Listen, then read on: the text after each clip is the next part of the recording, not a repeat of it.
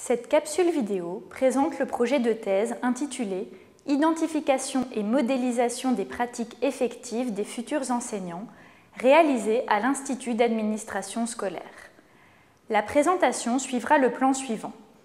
Une brève présentation du cadre théorique et du contexte de la recherche, la présentation du modèle théorique et de la méthodologie utilisée pour observer les pratiques effectives des futurs enseignants, quelques résultats déjà obtenus à l'Institut d'administration scolaire, les objectifs de la recherche qui consistent à mettre en place une démarche d'observation plus efficiente, afin d'une part mieux modéliser les pratiques enseignantes et les relier à la littérature, et d'autre part mieux former les enseignants.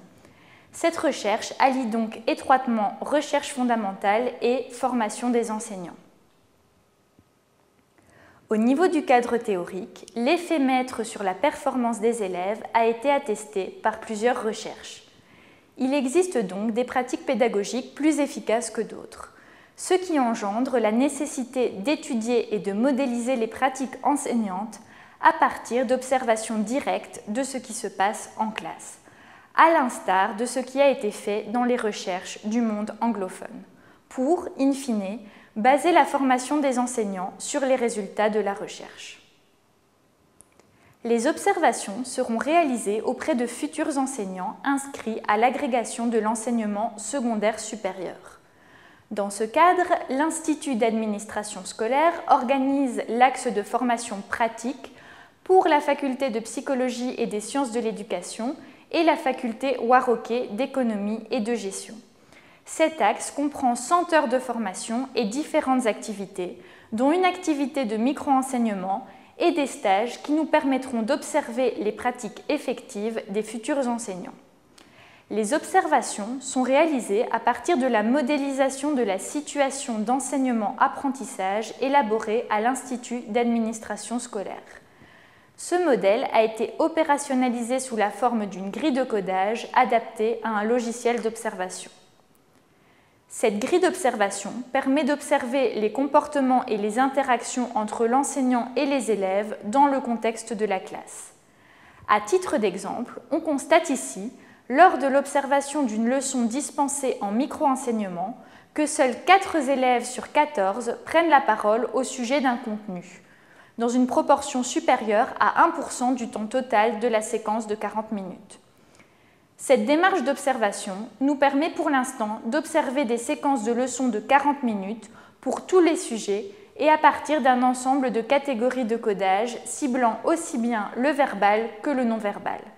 Bien qu'intéressante, cette analyse s'avère chronophage.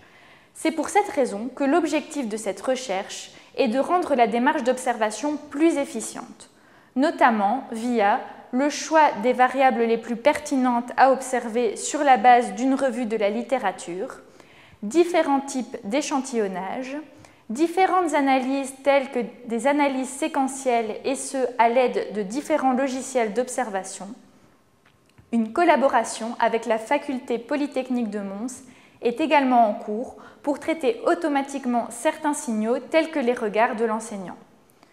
Une démarche d'observation plus efficiente vise deux objectifs. Premièrement, un objectif de recherche fondamentale, à savoir mieux modéliser les pratiques et les relier à la littérature. Plusieurs questions de recherche sont posées, à savoir quelles sont les pratiques effectives des futurs enseignants et leurs principes organisateurs, quel lien peut-on établir entre ces pratiques et les pratiques pédagogiques efficaces.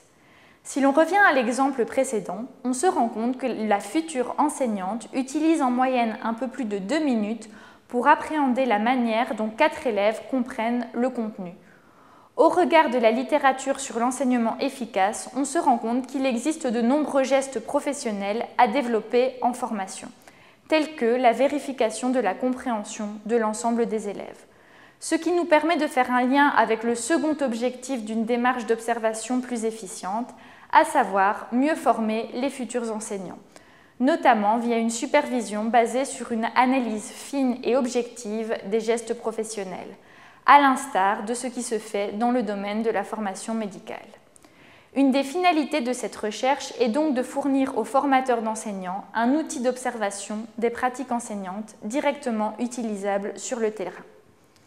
Pour plus de renseignements concernant cette recherche, vous pouvez me contacter par téléphone ou par mail.